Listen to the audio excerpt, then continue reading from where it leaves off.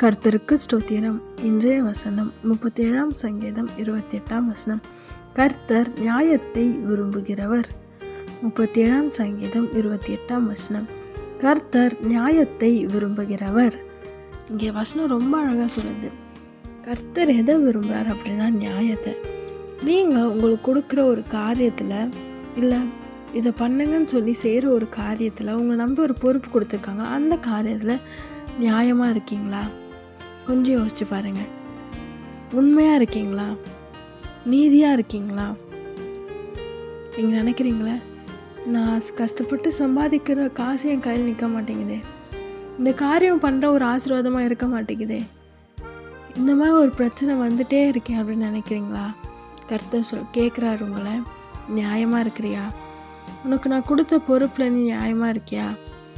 உனக்கு கொடுத்த காரியத்தை நீ நியாயமாக செய்கிறியான்னு கேட்குறாரு. ஆமென்.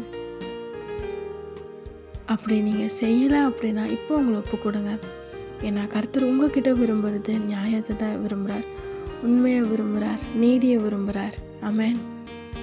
இப்போ ஒப்பு கொடுங்க. ஏசப்பா, இது வரைக்கும் நான் அப்படி இல்லை, இனிமே இருக்கேன், எனக்கு உதவுங்க, என் பாவத்தை மன்னிச்சிடுங்க அப்படி நீங்கள் ஜெபிக்கிற வேலையில் ஏசப்பா உங்களை சுற்றிலும் இருக்க பிரச்சனைகள் எல்லாவற்றையும் படுத்துல தந்து உங்களை அதிகமாக ஆசீர்வாதத்தை உயர்த்துவார்.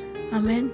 விசுவாசிங்க, தளர்ந்து போகாதீங்க, ஒப்பு கொடுங்க, ஒரு ரத்தத்தினால கழுவப்படுங்க. நிச்சயமாக அவர் உங்களை ஆசீர்வாதத்தை உயர்த்துவார். ஆமென்.